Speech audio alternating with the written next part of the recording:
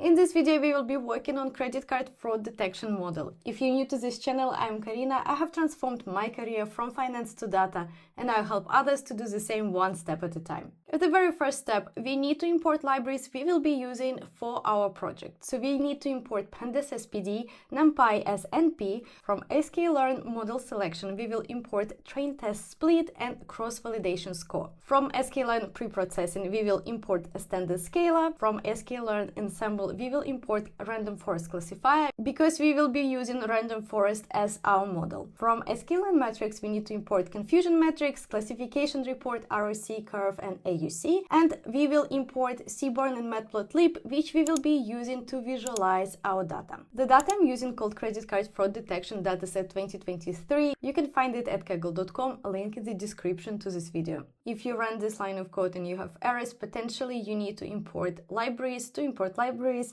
you need to say pip install and then name of the library, for example, pandas, numpy, sklearn. In that case, you need to install your libraries first and then you need to import them. As a next step, we need to read our file. We say pd.read_csv bracket. In the brackets, I indicate the path to my file, the file that I downloaded from kaggle.com. And let's print head of our data to see 5 top rows of the dataset. Our dataset has 31 columns. From the description of kaggle.com, we can see that ID is a unique identifier for each transaction. V1 to V28 is anonymized features representing various transaction attributes like time, location. So we don't know exactly what it is. It's already converted for us. It's anonymized. Amount is the transaction amount. Class is a binary label indicating whether the transaction is fraudulent or not. So if it's fraudulent, it is 1, and if it's not fraudulent, it is 0. Let's quickly check basic information about data using .info. Okay, you can see all these columns, they are exactly similar. It is some ratio, some coefficient. Let's quickly check for any missing values. To check for missing values, we say is null brackets sum brackets 0. So usually if you have any missing values, instead of 0, you will have a number of missing values in your data. If you do have missing values, you need to fill them in. For example, fill in by imputation, and you can use average for simplicity. In that case, you need to say df or name of your data frame dot fill na and then df dot mean as an average value, comma in place equals true. This way you can impute your missing values and replace them with the average value from your data set. But we don't have any, so we don't need to fill in missing values. In machine learning, you typically divide the data set into features, the input variable that the model uses to make predictions, and target variable, the output variable the model is trying to predict. So the next step, we need to split our data into features and target. To do that, we say x equals df.drop brackets. Then in the brackets, we're creating a list of columns. We are dropping column ID and column class, comma axis equals 1, comma error equals ignore. Axis equal 1 specifies that the operation applies to columns, not rows. And errors equal ignore prevent the code from raising an error if any specified column doesn't exist in our dataset. Why we are dropping ID in class? ID is a unique identifier column and it's usually not useful for our modeling. And class is the target variable, dependent variable that we want to predict, and that's why we can't use it as a part of features because it becomes our target variable. And to indicate that class is our target variable, we say y equals df square brackets class. If you want to display feature names being used, you can use this line of code: print brackets x dot columns dot to list empty brackets. And this way you will get the list of all the columns that are used as features. The next step, we need to split our data into training and testing dataset. We say x underscore train, comma, x underscore test, comma, y underscore train, comma, y underscore test equals train test split brackets. And what we are splitting, we're splitting our x and y, test size 0.2, random state 42. In machine learning, we always need to split our dataset into training and testing subsets for both features and target. This operation ensures that the model is trained on one part of the data, which is our training set, and evaluated on a different part, which is our testing set. That helps prevent overfitting and provides unbiased evaluation of our model. Test size 0.2 specifies that 20% of our data is used as the testing set, while 80% is used for training. And a random state 42 ensures that we can reproduce our results. So next time, if you again say 42, you can reproduce exactly the same results of your model. You can change 42 to any number you would like, as long as it is consistent, so you can repeat the result. And if we say x_train.shape and x_test_shape, we can see the shape of this testing and training datasets. Our training dataset has almost 455,000 rows and 29 columns, while our testing dataset has 114,000 rows and 29 columns. The next part, we will scale our features. It normalizes the range of feature values, which is critical for many machine learning models to perform effectively. We say scalar equals standard scalar empty brackets, and then we say x_train_scaled equals scalar.fit_transform x_train. And for testing dataset, we say x_test_scaled equals scalar.transform brackets in the brackets x_test. Feature scaling is performed to ensure that features contribute equally to the model's learning process, particularly when features are on different scale. Our dataset has features such as amount with large values and other columns V1 to V28, which has much smaller ranges. And scaling ensures that the amount feature doesn't disproportionately affect our model, even though random forests are more robust to this issue. There are models that are very sensitive to feature magnitude. They are logistic regression, SVM or support vector machines, and KNN, K-nearest neighbor. They are very sensitive. That's why you always need to scale your features. Let's check class distribution in our training dataset. We will say print brackets pd.series brackets y_train dot value_counts brackets normalize equals true. And you can see that in our training dataset we have 0 is not fraud and 1 is fraud. So actually our distribution is 50-50. I would say it doesn't happen often in real life. Usually you have more transactions that are not fraudulent and less those that are fraudulent. Now let's train our model. rf_model equals random forest classifier brackets, number of estimators 100, max depth equals 10, mean sample split 5, and random state 42. So random forest classifier is a machine learning model that combines multiple decision trees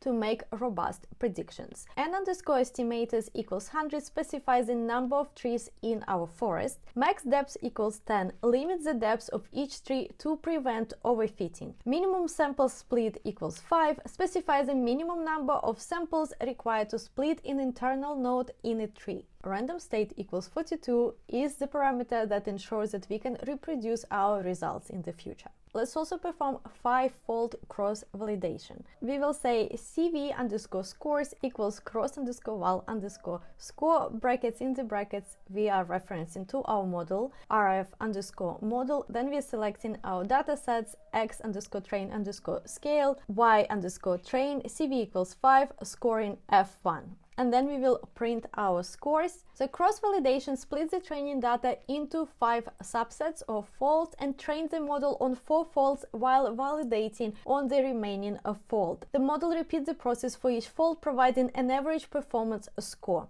And the parameters that we use in our cross-validation, rf_model is our random forest model that we are evaluating. x_train scaled is a scaled training features. y_train training target. CV equals 5 specifies that we use 5-fold cross-validation. And scoring F1 evaluates the model using the F1 score, which balances precision and recall. Cross-validation provides a more reliable estimate of model performance by testing it on multiple splits of our data. Output of this will be CV_scores, which is an array of F1 scores for each fold, and of course the average F1 score across all folds. The next step, we need to fit our model on the entire training dataset. The syntax is rf_model, or our random forest model, dot fit brackets in the brackets x_train scaled and comma y train. With dot fit, we are training the random forest model on the entire training dataset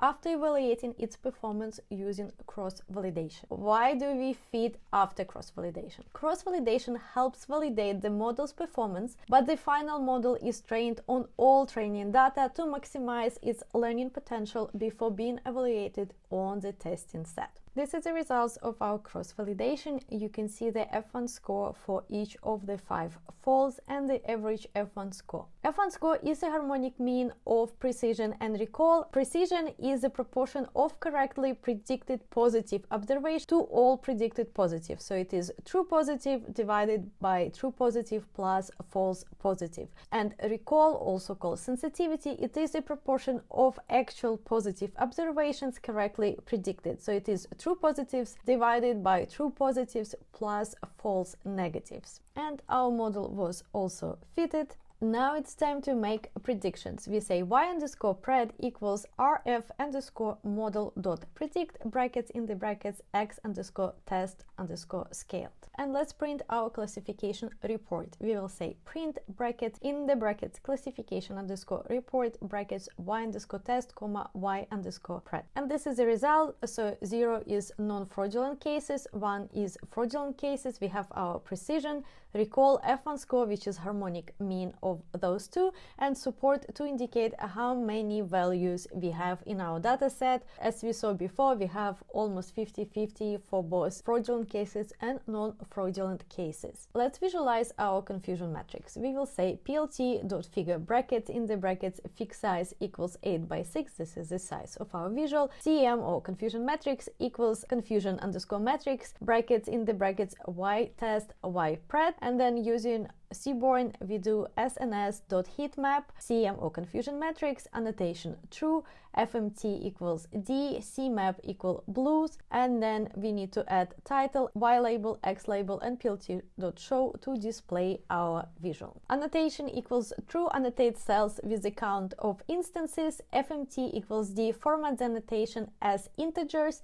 CMap blues uses a blue color scheme for the heatmap. And that's the result. So the confusion matrix shows how often our predicted labels match the true labels. So this is our true labels and this is predicted labels. So this is our true positive. It is non-fraudulent case and we predicted that it is non-fraudulent. This is a false negative. We had a non-fraudulent transaction, but we predicted it as a fraud. This is a false positive. That was a fraudulent case, but we predicted it as non-fraudulent, and this is our true negative case, so it was a fraudulent transaction and we predicted it as fraudulent. Let's analyze the feature importance. We say importance equals rf_model.feature importances underscore, and then feature_imp equals pd.dataframe bracket. In the brackets we use curly brackets to create a dictionary, and a dictionary has feature as a key and x.columns as value, and same for importance. Importance is a key and importance here as our value.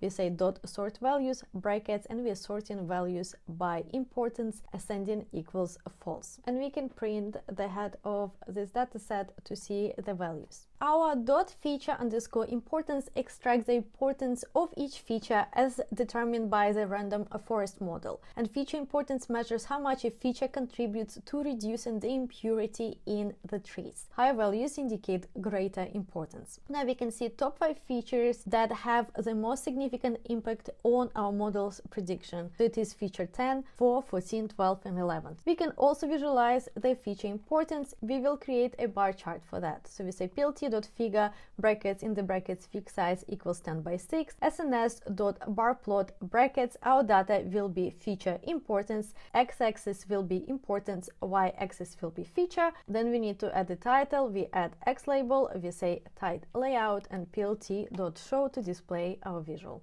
And now we displayed all our features based on their importance. As a next step, let's calculate and plot our correlations. We can say plt.figure fixed size 12 by 8 correlation underscore matrix equals x.core empty brackets, and then we need to create a heat map. We say SNS for cborn.heatmap brackets in the brackets. We are selecting our correlation matrix. CMap will be cool warm. This is the style of our visual. Center 0, annotation true, and FMT .2f. plt.title feature correlation metric. Then we need to select a title, which will be feature correlation matrix. We say title layout and plt.show to display our visual. Our FMT equals 0.2f displays values with 2 decimal places. Center equals 0. This centers the color scale at 0 where there is no correlation. CMap equals cool warm uses a red to blue color scheme where red is a strong positive correlation and blue strong negative correlation. The heat map helps us identify multicollinearity, which is a high correlation between our features. Correlation always values in a range from -1 to 1, with 0 being no correlation at all, -1 being strong negative correlation, and +1 being strong positive correlation. If we look at our future correlation matrix, we don't have a strong negative correlation between our features. I guess this one only, where it's -0.7. Feature correlation matrix helps us to spot multicollinearity. Of course, if you have one, it is a perfectly correlated features and you need to use one or another. If you have correlation coefficient more than 0.8 or 0.9, it indicates a strong correlation between two features. In that case, those two features are redundant and could cause instability in models. So if you can see that there is a correlation above 0.8, you need to exclude one of the features and use the other one for your model. Now let's look at model performance metrics, ROC curve and AUC score.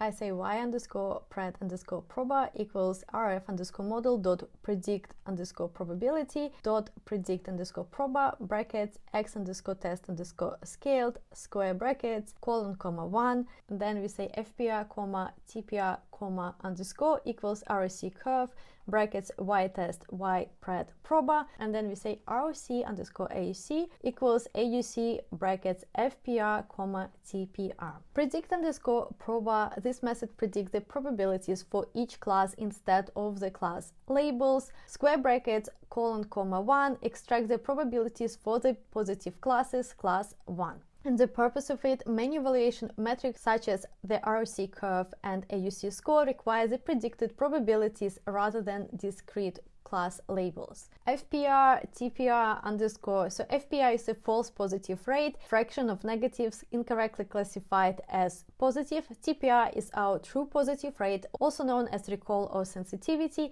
and underscore is the thresholds used for the ROC curve, not used in the visualization. And when we do AUC bracket FPR comma TPR, it computes the area under the curve, or AUC, for the ROC curve. The AUC score summarizes the model's ability to distinguish between classes across all classification thresholds. A perfect model has an AUC of 1, while a random classifier has an AUC of 0.5. And last step, let's visualize our ROC curve and AUC score. We say plt.figure fixed size 8 by 6, plt.plot FPR or false positive rates, comma TPR true positive rates, comma color equals dark on range, LW equals 2, label ROC curve, AUC score. With this line of code, we will plot a diagonal line random classifier for comparison. A better model's curve will be above this diagonal. plt.xlim and plt.ylim set axis limits for clarity. These lines of code we need to give labels to our x and y axis. We add title to our visual, then we add legend and plt.show to display the visual. And our model is perfect. It has a AUC score of 1. So ROC curve helps evaluate how well this model distinguishes between classes at different thresholds, useful for comparing multiple models or evaluating imbalanced dataset, and AUC score provides a simple, interpretable metric for classification model performance. What can I say about this model? As you can see, model is perfect. Our data was very balanced. We had 51% of non-fraud cases and 49% of fraud cases, which doesn't happen in reality, unfortunately. And of course, the model performed perfectly. Random forest is very commonly used in data science. I encourage you to find different data sets and then apply the steps you learned today to those data sets to practice and then to add it to your portfolio. I hope you enjoyed this project and I hope to see you next time.